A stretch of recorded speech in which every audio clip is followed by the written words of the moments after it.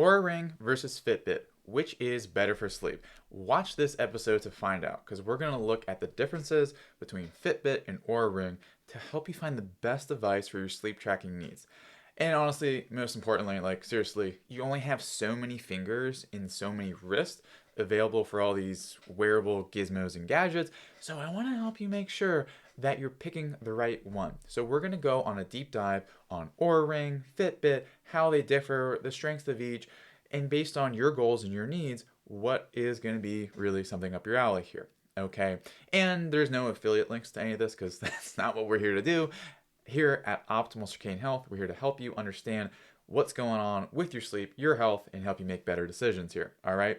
So the Oura Ring, what is this? Okay. If this is like a 20-second, we'll go through this real quick because you probably already know, but it's a smart ring that offers advanced sleep tracking and insights, and this is going to measure the Oura Ring different aspects of sleep. Okay, imagine if my wedding ring, that's basically what it is. It's a little thicker, but essentially you're going to know, okay, your total time of sleep, how much time you're in REM, how many REM cycles, the stages of sleep you're spending time in.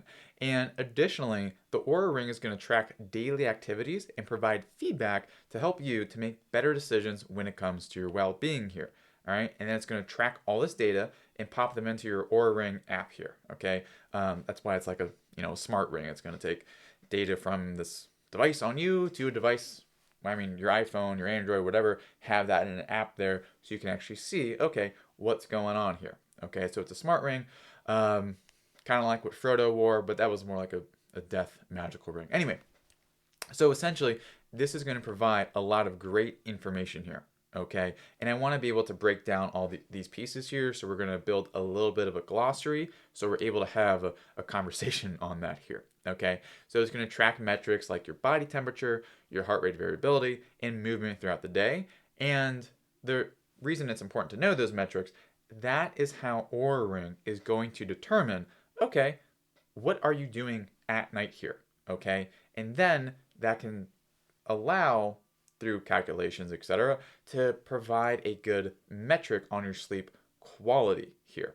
Okay, and it's going to tell you again time of sleep, time onset or sleep onset, latency, and then wake after sleep onset or WASO here if you want to sound really, really cool. Okay, and basically, I want to define these terms before moving on. So total time of sleep, self-explanatory. I just don't want to miss anything. This is the total time you actually sleep during the night, and ideally you want to get somewhere between 7 to 9 hours of sleep every single night. Now, this will vary a lot, but this is not the metric to get caught up on, okay? Now, it is good to know this in comparison to how many hours you're in bed, because then you can calculate something known as sleep efficiency here, which is simply the time asleep, okay, over here in the top of the fraction, divided by the time you actually spent in bed. This is a really important calculation. That's not, I mean, it's really not on most Oura Ring apps, or it's even not on the consciousness of people looking for that. But make sure you want this to be greater than 90%, okay? Lower than this, you want to know more about the factors we're diving into next, all right? So, next factor here is the deep sleep percentage. All right, this is a measure of how much your sleep was spent in this deeper stage of sleep here, because you see you have different stages.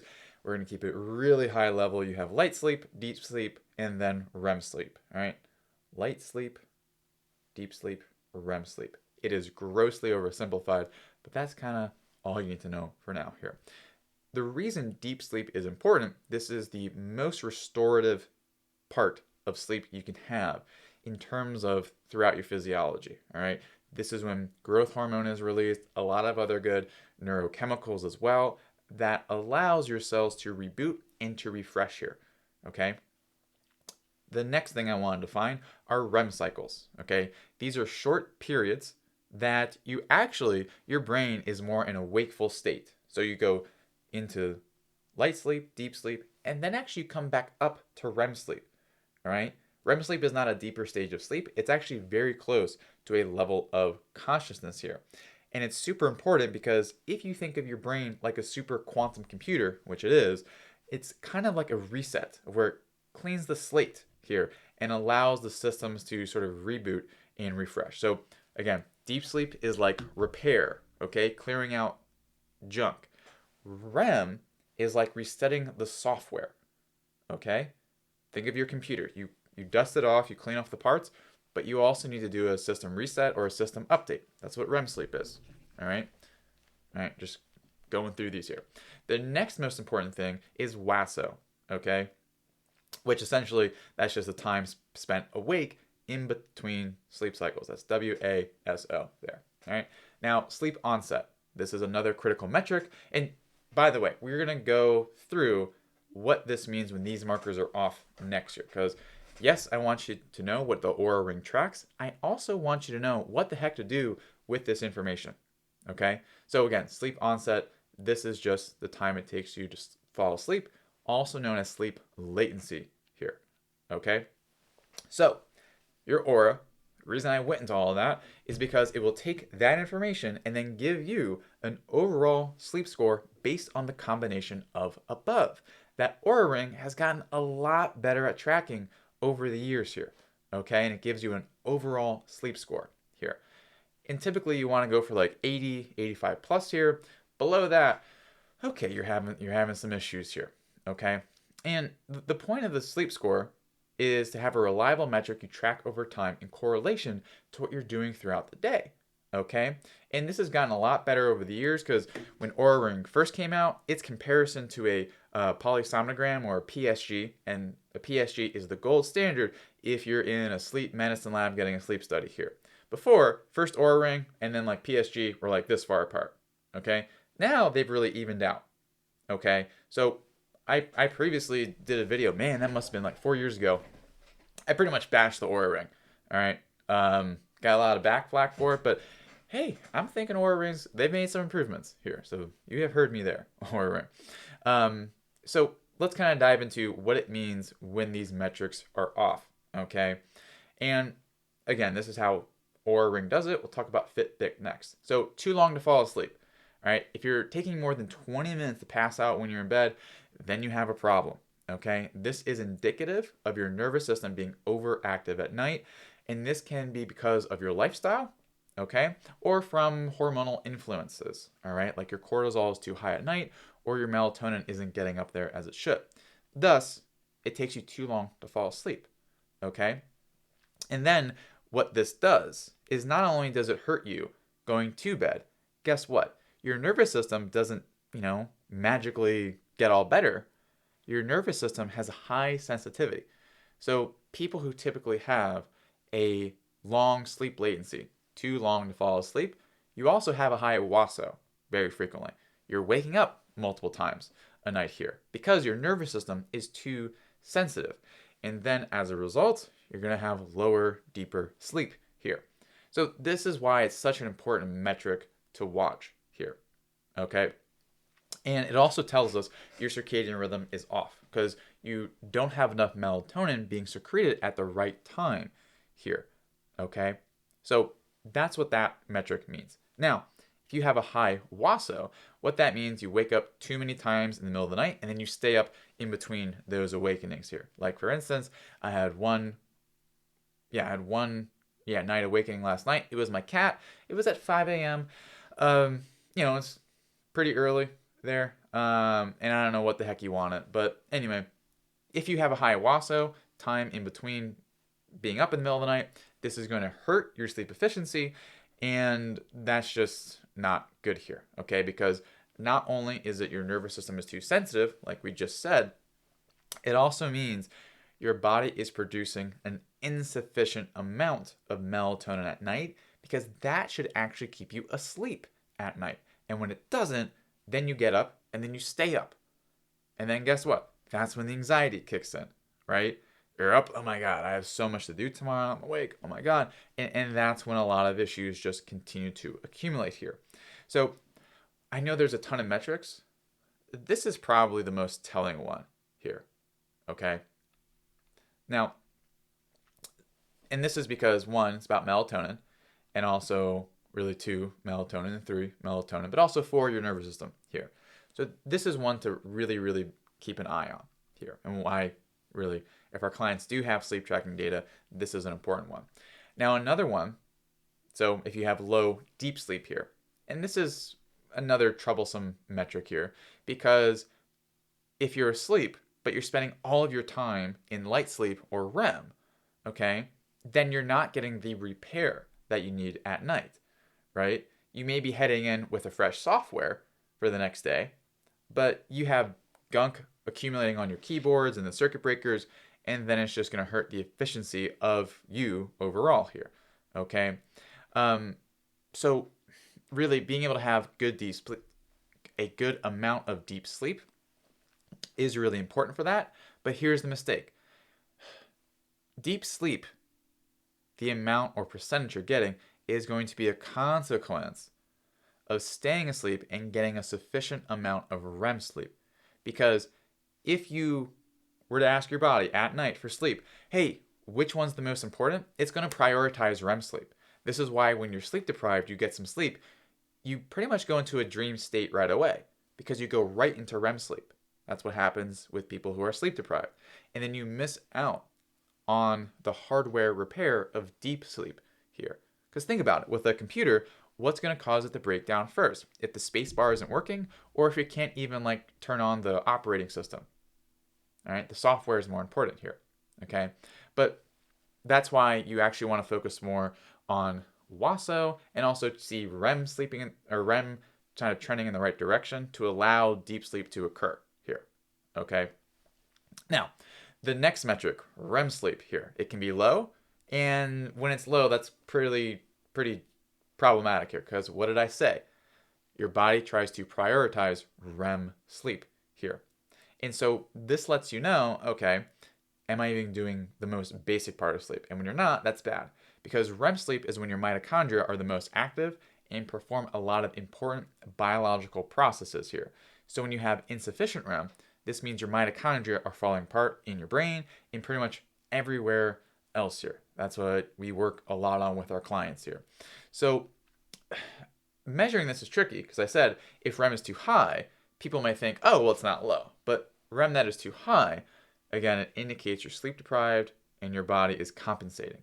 Okay, this is why sleep architecture is tricky, and I want to help you understand how to really read this data towards the end of this here. Cool. So that's really one of the big shifts, like the important things of Oura Ring here. It provides a ton of amazing data here. It really does. The sleep score, I would say, is really a fantastic aspect of it. You also get a readiness score as well. Together, these give you a pretty good metric of how your sleep is doing and how this correlates to daytime health metrics as well here. And it's really gotten a lot more fantastic, the Oura Ring here. Okay, so overall, I would say the Oura Ring is pretty fantastic in terms of being able to predict how your sleep affects you during the day here. But the one thing is, readiness scores or health scores, sometimes some Fitbit models give you that, they're not the best metric of how you're actually doing here, okay? And we'll talk more about what you need to be looking at instead here, okay? Because the saying I always like is just because you can count it doesn't mean it counts, okay? Now, Fitbit, where does this come into the equation here?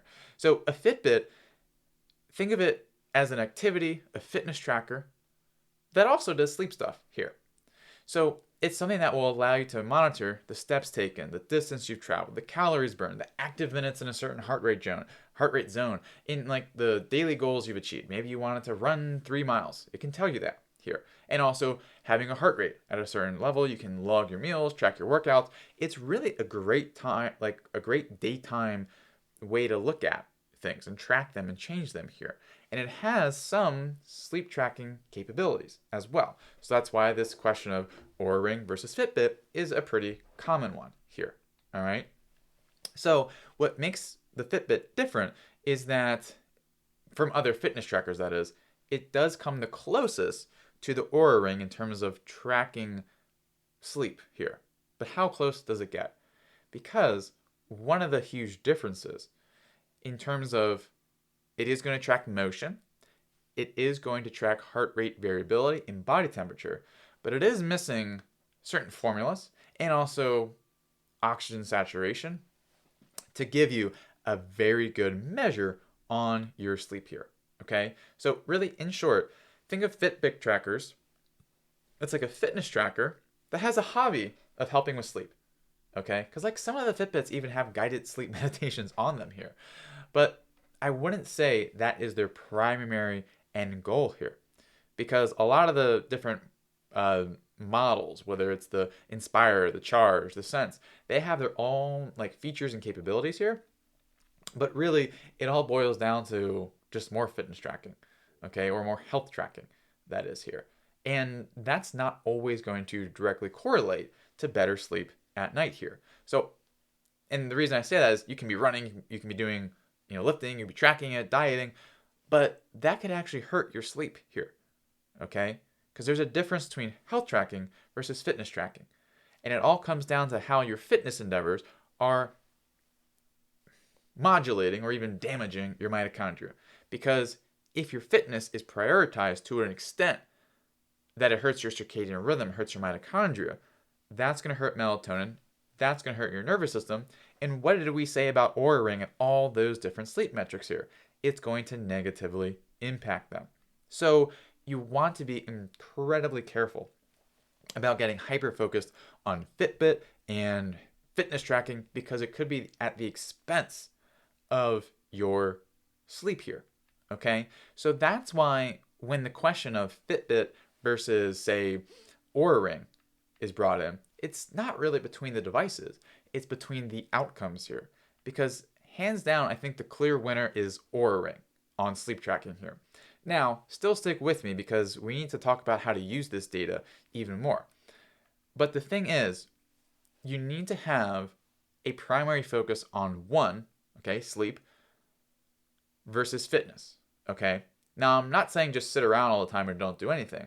What I am saying is that if you're having issues with sleep, literally your body's ability to turn off and reboot, having a fitness goal is not the most appropriate thing, all right? We try to do too many things at once, and then we lose sight of the thing we actually wanted to change here.